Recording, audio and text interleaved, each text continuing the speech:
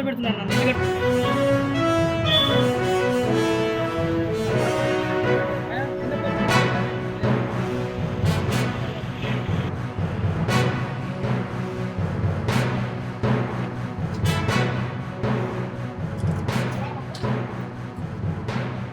సూర్యాపేట జిల్లా చివేముల మండలం కూడకూడ ఆవాసంలో ఉన్నటువంటి కొత్త సైదులు శైలజ దంపతులు ఈరోజు క్యూన్యూస్ను ఆశించడం జరిగింది.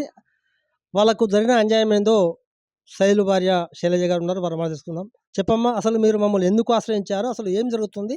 ఎందుకు మీరు బాధపడుతున్నారు? సార్ పక్కన పొత్తుల గోడ వల్లాల జానకిరాములు నన్ను వేధిస్తుంది సార్. అది నాకు పసుపు కుంకుమల కింద మా నాన్న 2005లో ఇచ్చింది సార్. ఇచ్చినాక కూడా మళ్ళీ 2013, 14లో పొత్తులో పెట్టుకుందామని నేను వద్దన్నా కూడా పెద్ద మనిషిని పిలిపించి ఒప్పించి నన్ను కట్టించిండు సార్. ఆ రోజు కట్టించినాక కూడా 46,000 అయితే 23,000 నీకు 23,000 నాకని రాసిచ్చిండు సార్. కాగితం రాసిచ్చిండు. పెద్ద మనిషి సోమయ్య, బండారు సోమయ్య కూడా ఉండు సార్. ఇచ్చినాక ఇప్పుడు కింది వరకు బేస్మెంట్ వరకు నీకు పొత్తు, పైన నీకు పొత్తు లేదు, నేనే పెట్టుకుంటా అని చెప్పి నన్ను వేధిస్తుండు సార్. ఇట్లా మా ఇంటి మీద కత్తి తీసుకొని దాడికి వాళ్ళ కొడుకు వల్లాల శివరామకృష్ణ కత్తి తీసుకొని దాడికి వచ్చింది సార్. ప్రాణభయంతో నేను వెనకాల దాచుకున్నా సార్.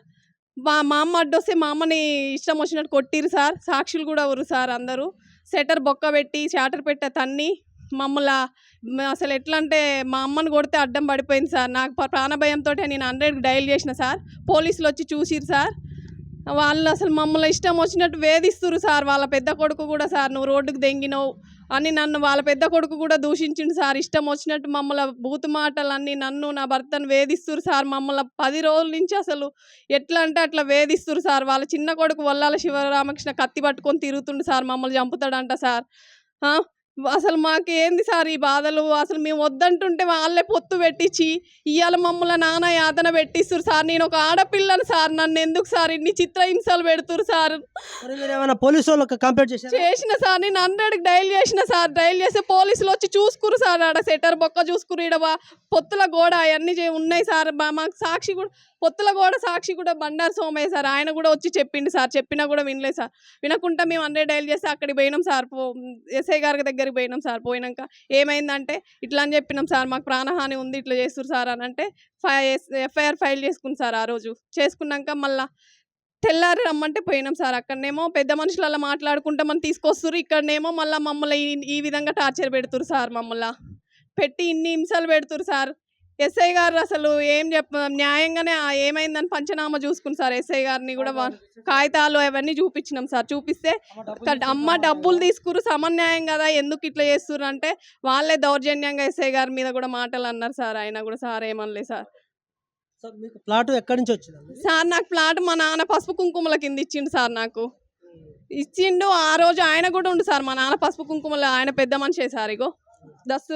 దస్తూరి వల్లాల జానకిరాములు సార్. ఇగో సార్ సాక్షి ఆయనే, దస్తూరి కూడా ఆయనే సార్. వల్లాల జానకిరాములు ఇగో నన్ను ఇన్ని చిత్రహింసలు పెడుతుండు సార్. మా బాబాయ్ అని నమ్మినందుకు నన్ను ఇన్ని చిత్రహింసలు పెడుతుండు సార్. నేను ఆడపిల్ల కలదాన్ని సార్. నాతోటే పోవాలి సార్ ఈ పంచాయతీ. రేపు నా ఆడపిల్లలు ఆడబెట్టుకుంటారు సార్. నన్ను కాపాడండి సార్.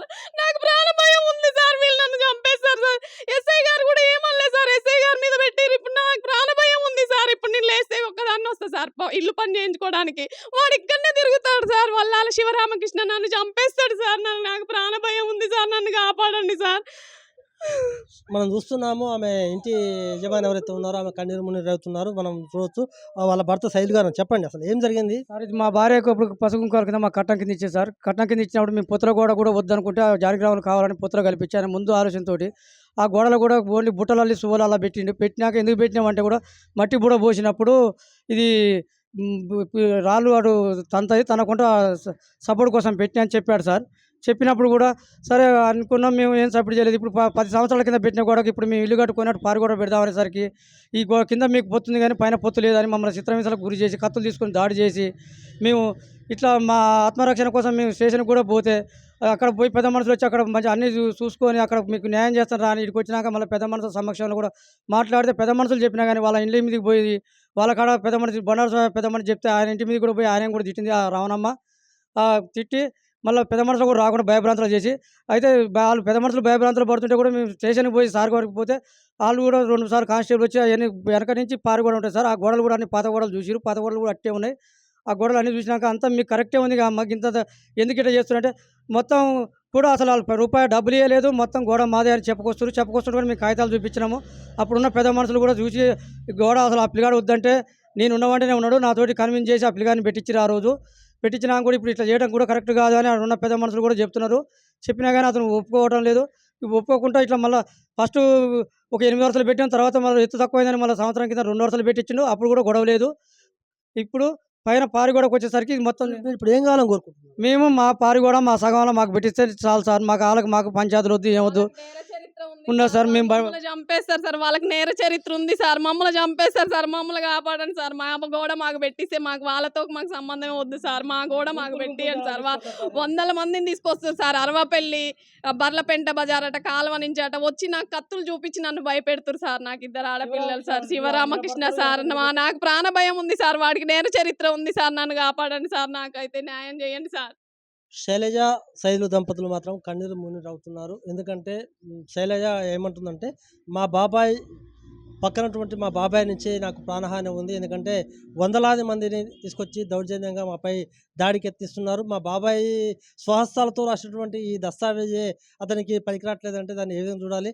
కానీ ఇక్కడ లా అండ్ ఆర్డర్ పర్యవేక్షణ చేసేందుకు ఎస్ఐ మహేష్ చేసినటువంటి పని అయితే ఉందో దాన్ని మాత్రం ఇక్కడ ఉన్నటువంటి ప్రజలు మొత్తం మెచ్చుకుంటున్నారు. కానీ మహేష్ పైనే అక్కడ ఉన్నటువంటి పక్కింటి ఎవరైతే జానకిరాములు ఉన్నారో అతను ఆ మహేష్ని కూడా దూషిస్తున్నాడని తెలుస్తుంది. ఎందుకంటే మహేష్ చేసింది తప్పు ఏమీ లేదు ఇక్కడ. ఎందుకంటే ఎస్ఐ చేసిన తప్పు ఏంటంటే ఇక్కడ లా అండ్ ఆర్డర్ కాపాడుకోవాలి, గొడవలు లేకుండా ఉండాలని మొత్తం దస్తావేజులు పరీక్షించాడు. అక్కడ ఉన్నటువంటి దాన్ని బట్టే ఆ గోడ మీదనే పక్కకు జరుపుకొని ప్రహరీ గోడ నిర్మించాడు తప్ప అదేం లేదు. దీన్ని దృష్టిలో ఉంచుకొని అక్కడ పక్క ఖాళీ ప్లేస్ వాళ్ళు మాత్రం వీళ్ళ మీద దౌర్జన్యం చేస్తున్నారు.